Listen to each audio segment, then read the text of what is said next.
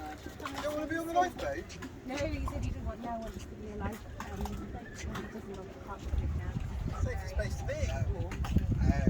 I feel like that sometimes, especially at 4 o'clock in the morning on a February. Right then, so. When you get up at 4 o'clock in the morning, that will be my birthday. Very nice. Right then, so what we're going to do is we're doing it in 2 parts. We're going to jump on here, go and speak to Neil, and then we're going to come back down and you're going to go and swap with these guys and go and speak to David there, okay? So if you want to just watch that there and step across, that would be wonderful. I don't want to jump in the water right now. Hi there. Hello there. How you doing? I'm all good, thank you. Yeah.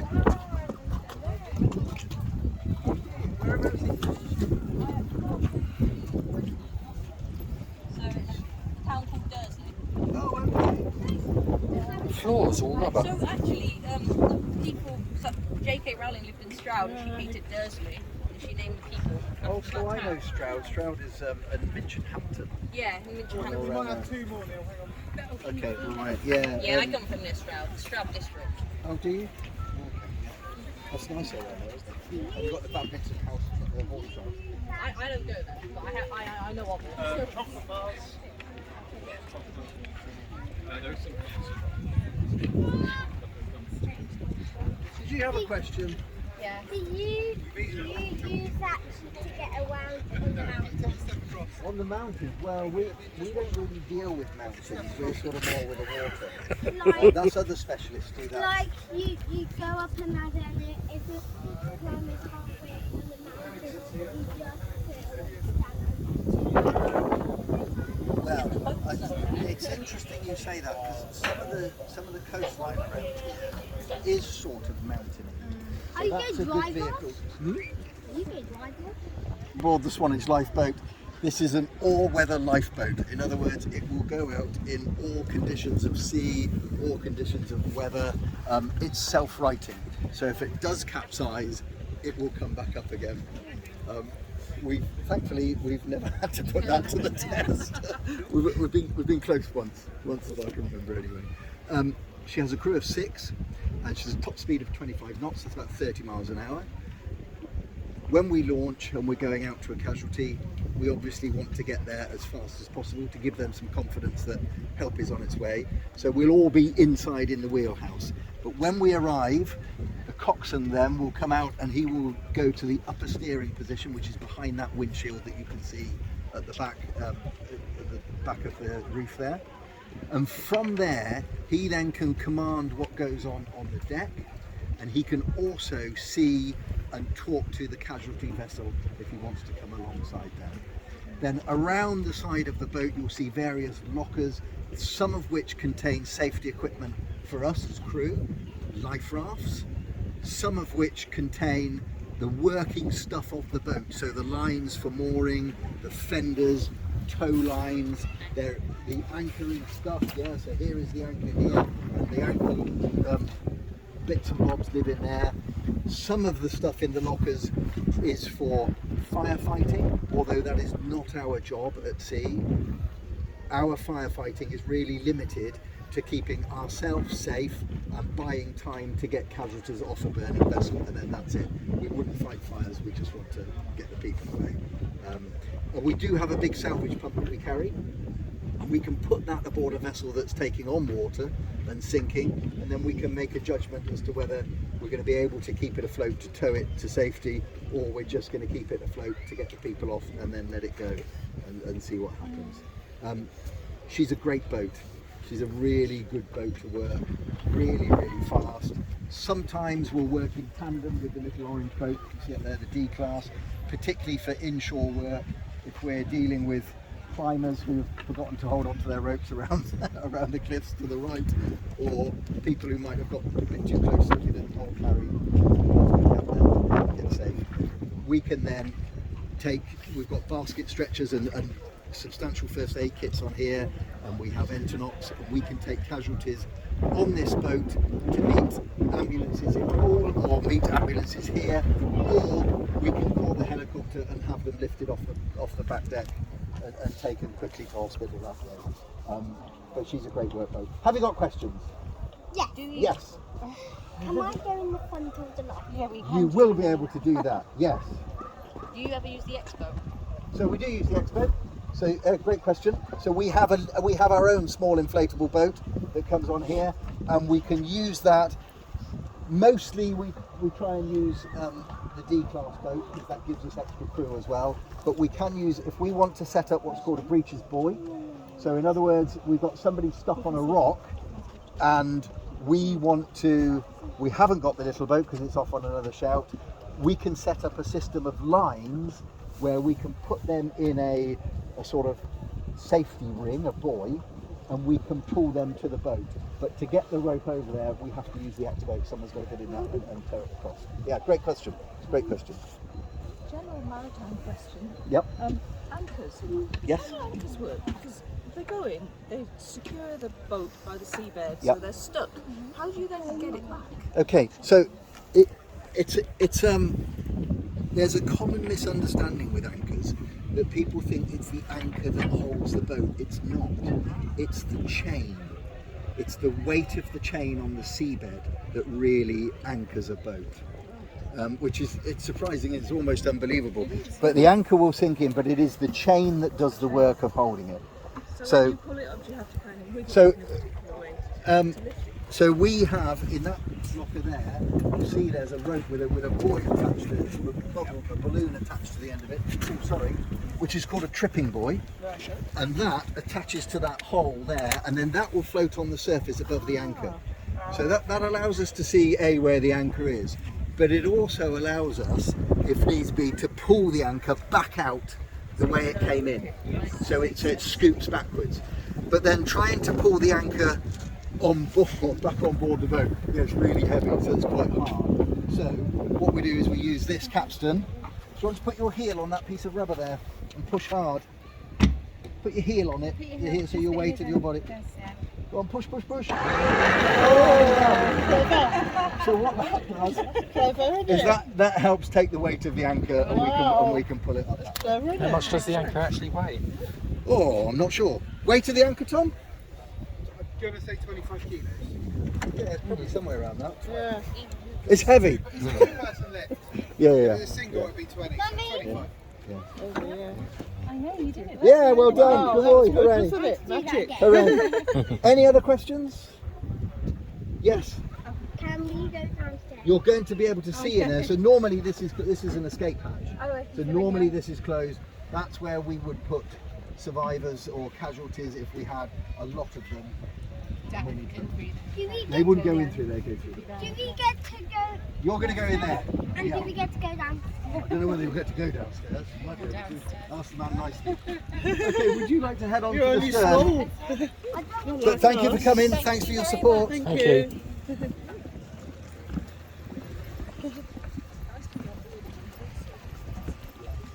Well, different, isn't it? It is.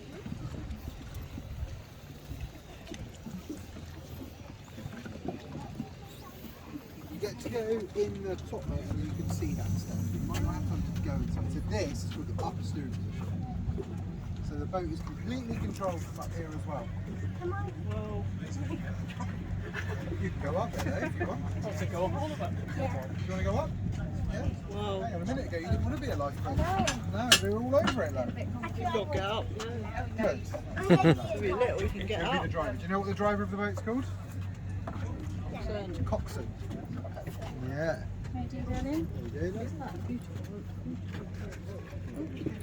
It's okay. Wow, really lucky boy. Up. Can I live here? Live here. Okay then, so if we have the, if you could just move to that side, sir, so we can just get this crowd out. Lovely. All right, enjoy it. Nice to see you. Hopefully see you before you go. Well, we'll see you probably Tuesday, because I think we're booked on I you. think you're going with Doug on Tuesday. Oh, we're done. Is that all day on Tuesday? Yeah, but I'm last minute taking my kids to London to go to the Oh, sites. cool. Oh, wonderful. So Excellent. So I get to see that then. yeah, I it's like a last minute thing.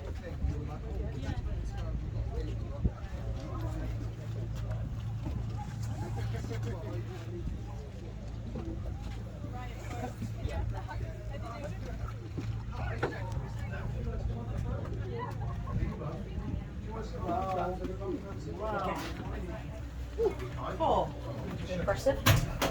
Wow. Stand on the seat rest. Come on in, folks. Grab a seat. Where are we? Where should I sit? Well, up to you, really. Who are you with? Myself. You with yourself? I am. Sit at the back there. All right. Right. Do you want to grab a seat there at the back somewhere? So just pull down that footrest thing. It's underneath here. Just pull that down. It'll help you stand. Oh, I see. Then Oh, you can got sit you. down a bit easier. Yeah. Right. Hi, everybody. Welcome on board. Thanks for coming. Let me just put these armrests down for you. Make that a little bit more comfortable. They're a bit stiff. Just stop some flapping about in the breeze. That's it. Just give it a shove. It will come down. Right, so welcome aboard. First things first, for those of you with smaller fingers, lots of things are switched on, so please don't go pushing any of the buttons because there are various things that are switched on, just so that you can see some of the stuff that we've got on board here. Welcome aboard. My name's Dave Turnbull. I'm the coxswain here at Swanage, so I'm basically in charge. The coxswain is the person who is in command of the boat, kind of like the captain, if you like. This is our Shannon class lifeboat. And you're currently now sat in the wheelhouse, so this is where the crew sit when we're going from A to B, getting ourselves to a rescue, and sometimes if we're performing a search we might do that in here as well. The safest place for our crew to be is to be in here, to be sat down. These seats are £10,000 each, believe it or not. They have a suspension system in them, so they go up and down, and it helps to reduce the shock. As you come off big waves, it just helps reduce the shock and stop people getting hurt. So all we're trying to do is to keep people in here, keep people sat down, because that's the safest place for them, really. In order to do their role, we give them the information that they need to do their role on the computer screen that you've got in front of you. And you also would be wearing a headset as well. So the headset allows you to hear the radio, so you can hear what perhaps the Coast Guard is saying to us, what we're saying back to a casualty vessel, all of that kind of thing. And there's also an intercom that allows all the crew members to talk to each other as well. But in front of you on your computer screen, right at the bottom, it'll tell you what your role is. So this seat here is the helm seat, so the person who's driving the lifeboat sits here. Nav 1, or Navigator 1, is this seat here, so you're going to be in charge of looking at the radar, and the radar is able to tell us what boats are out at sea, what objects are out there, that kind of thing, and it can see in the dark. It's a clever old piece of kit. The coxswain sits here, so I said earlier the coxswain is the person who's in charge. So in years gone by, the coxswain would have been the person with the beard and the big sou'wester hat who was strapped to the wheel of the lifeboat. Doesn't really happen like that anymore. The coxswain's role is much more about managing what's happening on board the boat. So it's making sure the crew are doing the right thing, making sure we've got the right information, that we're going to the right place, that we know what's happening, all of that kind of thing. The mechanic sits here. The mechanic is also the radio operator as well, so in charge of talking to other people and making sure that we know what's going on, passing information to the Coast Guard, that kind of thing. The mechanic's role is to be kind of monitoring all of the machinery on board, making sure everything is working as it should be, and rectifying any problems that potentially we can at sea. But they are responsible to the coxswain, and they can't do anything unless the coxswain agrees. So just because, for example, an engine is overheating and the mechanic wants to turn it off, the coxswain might say, not yet, give me 2 minutes, I want to get further away from this cliff, or I want to get away from this boat, then you can turn it off. So the mechanic needs to report back to the coxswain to make sure the coxswain's happy with what decisions are being made. You're sat in nav 2, so the navigator's seat at the back. The navigator has electronic charts as well as paper charts, and they're responsible for making sure the boat is in a safe place, going on a safe course, we're not going to collide with anything, and we're going to get to where we need to be going, whether that's out to a casualty boat, whether it's performing a search, something like that. And then the 6th seat at the back is, it's actually called the doctor's seat if you carry a doctor on board. We don't by default. It tends to be the person who's making the tea because the kettle is just there. You walk past them on your way in. So the lifeboat carries enough fuel. The fuel tanks are down below us here, below the floor. Carries enough fuel for 10 hours at sea. So we do carry tea, coffee, hot noodles, soup, chocolate bars, that kind of thing, because we can sometimes be out for extended periods of time. All of the RNLI's lifeboats, the big or all-weather boats, are designed to go 100 miles out to sea, do something, and come back and have some fuel in reserve. So 250 miles worth of fuel And that for us is about 2,500 litres, or 500 gallons roughly in old money. Yeah, which currently equates to about £2,000 in money. So, and she uses about 2 gallons to the mile, roughly. So we don't do miles to the gallon, we're doing gallons to the mile, unfortunately. Yeah, so this is, to be classed as an all-weather lifeboat, it has to be able to self-right. So if the boat gets knocked over by a really big wave, it'll automatically come back up the right way. The way it does that is just by using all of the air inside this space here, and having all of the heavy things, so the engines, the fuel tanks and things are all mounted really down low in the boat. So if you turn it upside down, all of this now is under the water and it's trying to float back up, and all of the heavy stuff is trying to come back down again. So there's no clever system, there's no valves, there's no computers that need to do anything, it's just the design of the boat. And if you haven't been into the lifeboat station yet, there is a video in there on the TV that will show you what the boat looks like when it's upside down. It actually floats really high out of the water. If you could Velcro yourself, or sellotape yourself to the foredeck, you wouldn't even get wet if you turned it over, because it's so high out of the water. And it's so unstable, it just immediately flips back up the other way. In order to do that though, we do need to make sure that all the doors and hatches are closed, and as you've walked around you might have seen all of the doors and things say keep shut at sea, and that's just to keep the water out, keep the air in. And there's also air conditioning in here. You feel how hot it is now. We haven't got any of the engines or anything running, so once the engines are running we can run the air conditioning and that cools it down nicely in here. And again, that's about being able to have people sat down comfortably in here with the doors closed. They're not risking having the door open to get a little bit of air coming through. Like I'm getting a nice breeze through here now. We wouldn't do that at sea. That would be bad, because that would turn into a torrent of water going into the rock, which would turn into a lot of work for me. Cool. Down here, this is called the survivor's cabin. So that's anybody that we've rescued can sit down there. We tend not to put too many people down there because it hasn't got any windows, so people are often seasick when they go down there. You can have a very quick look if you want, if Mum's happy with that. If you look back underneath my feet, you'll see where the engines are.